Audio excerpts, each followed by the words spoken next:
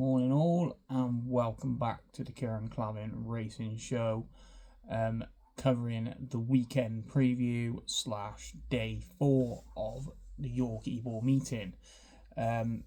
Obviously we had a decent start on day 1 with Star of Memas going in, and a decent 5th at 40-1 with Mon the Sleeve. So we made profit on day 1. Day 2 was a bit more lackluster. I really fancied Remove yesterday, hit the front. I thought he was going to get up there and win, and sadly I think he hit the front a bit too soon and got pipped by 2 closers. Bullet Point was very, very impressive, and I noticed he's actually entered in for Saturday. I'm not sure whether he'll run or not though. But yeah, we move on. Obviously day 3 has already been done.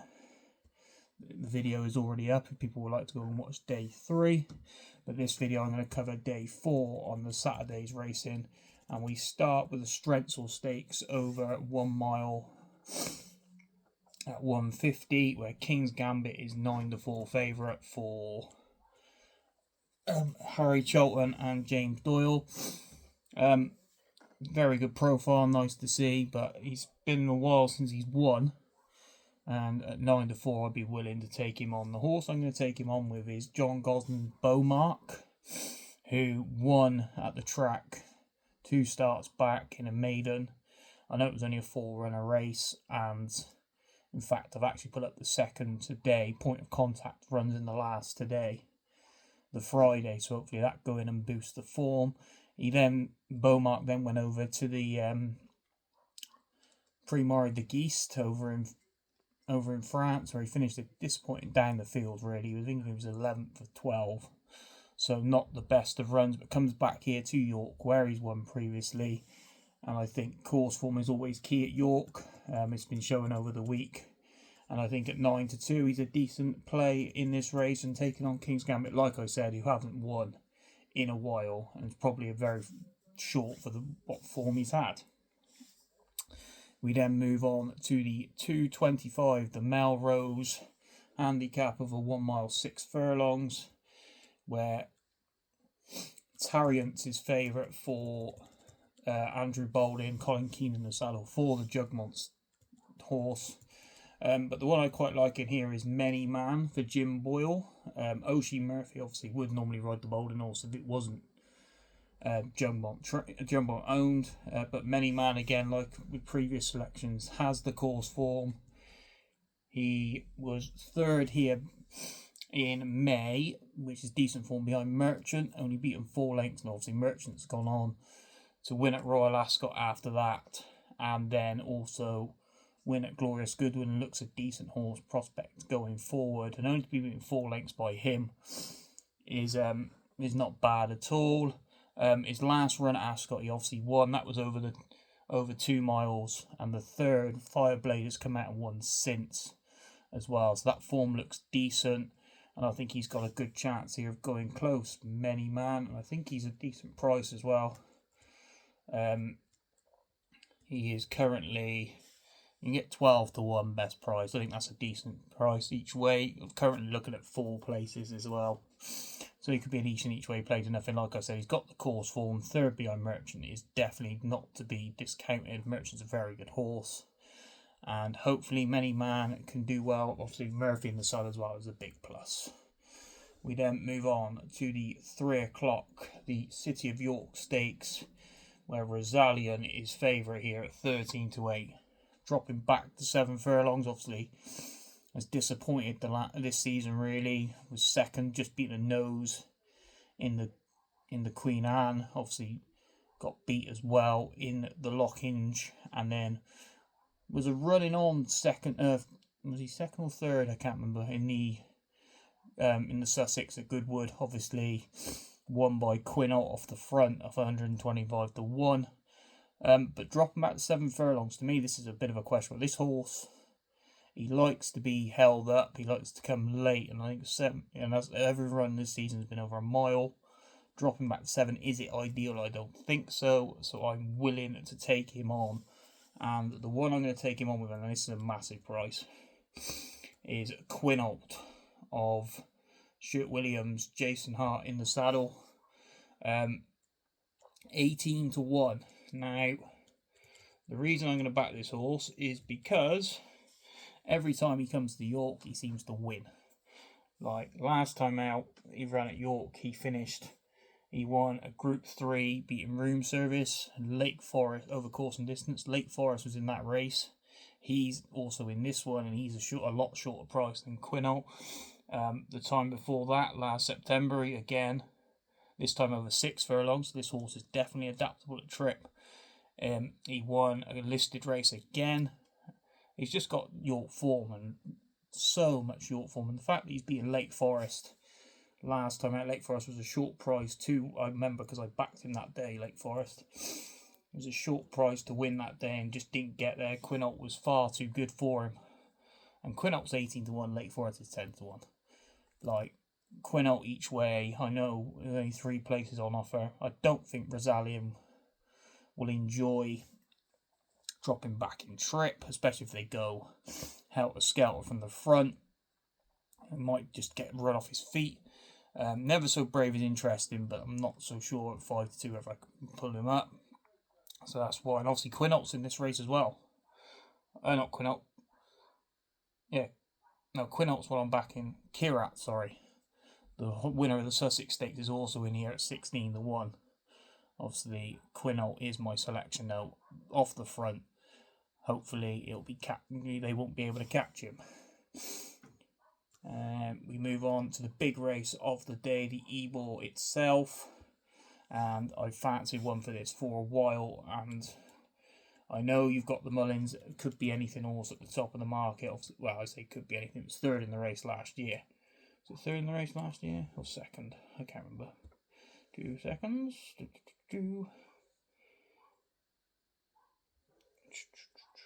He was 5th, the Mullins horse, in the race last year.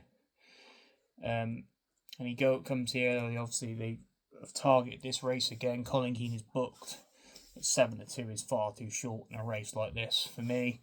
And the one I've had on my mind for a while, and I have backed him at the post at 50 to 1. He's now best price 25 to 1. And that is Emily of Ian Williams's. Richard Kingscote will take the ride. I just think this horse has got everything in his favour. I spoke to Ian Williams before his first run of the season at Haydock, just because I fancied him for Haydock. And I said, "Is he got a chance? Is he going to run at Haydock? Has he got a chance?" He said, "He'd go there, but it's a prep run and all this, that, and t'other, and all eyes are on going for the Ebor." Now, that's fair enough for himself. He went to Haydock. He was out the back of the field. Got outpaced and didn't really get there. That was over 1 mile 4. This is obviously 1 mile 6. He's then run at 2 miles twice since, finishing 6th both times. So now dropped back to the 1 mile 6. He's run in this race before. I think he was 10th or 11th in this race before, but that was off. He was off. I think he was off £7 higher. And not only that, he was carrying the best part. I think he was carrying 9 stone 10. I know he's number 2 on the card. 2 seconds, let's find it. Where is it? Absurd. Is that the one?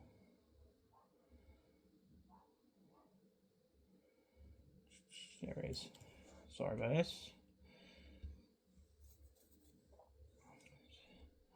So he was carrying 9 stone 7. He was number 2 on the card, carrying 9 stone 7, and he was carrying the same weight as Absurd.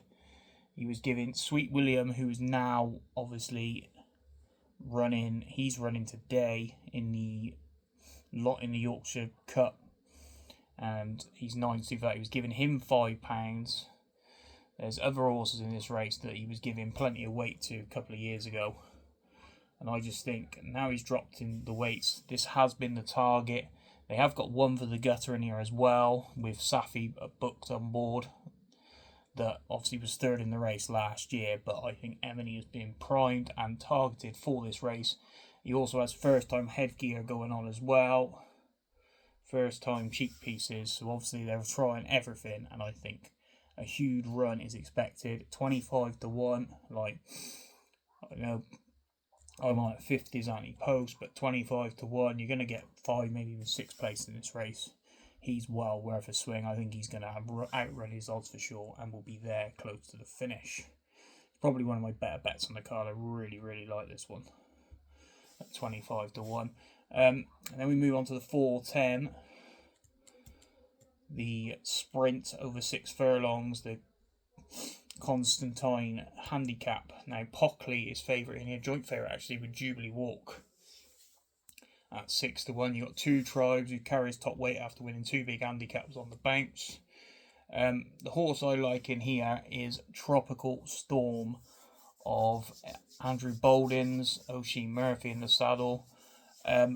Again, course form. The only issue is all his form is over 5 furlongs. The only time he's run at 6 furlongs, he was in a Group 2 and he was 8th and 9 at Goodwood. But they obviously think that he can stay the 6 furlongs, but they've stepped him back up. But the notable form for me is the fact that he won a listed race at the Dante meeting, beating Star of Memas. Obviously, Star of Memas has come out and won already at the start of the week for me. And I think that form is decent, and I think he's ran, then gone to Royal Ascot and finished down the field behind American Affair in the King Charles VII, and then he's gone to Ascot again in a Class 2 handicap race, finished last. I think that's why they've put him up to 6 furlongs. I think they don't, now even though he's 1 over 5, I think they think he's going to get outpaced over 5 furlongs, or 6 furlongs they're going to try. And he is an absolute massive price in here. He is currently best price 18 to 1, 16 to 1 in most places, but you can get some 18s out there. Oisin Murphy for Bolden. They've got plenty of winners this week already. I think he's well overpriced. 5 places surely will be on offer as well with all these runners in it. And with the course form and the fact that the course form's been franked already this week, Tropical Storm in the 4:10 for me. We then move on to the 4:45. The Juliet Graves Rose Stakes, listed event over 5 furlongs. Now, this is a minefield. I ain't gonna lie. There's only 9 runners. You've got Zelina in there, who needs to come back. Obviously, she was all the rage going into Royal Ascot, finished down the field, and then disappointed again at Goodwood.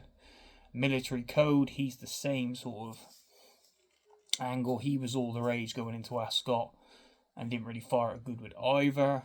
The one I'm going to side with is Kevin Ryan's Dickinson, who ran behind, in the same race as Military Code, behind Lady of Man at Royal Ascot, Glorious Goodwood, finishing 3rd that day. This event looks a lot easier on the eye, and the fact that they're actually, he's 5 to 1 Dickinson. Military Code isn't as short as I thought he was going to be, 7 to 2 favourite.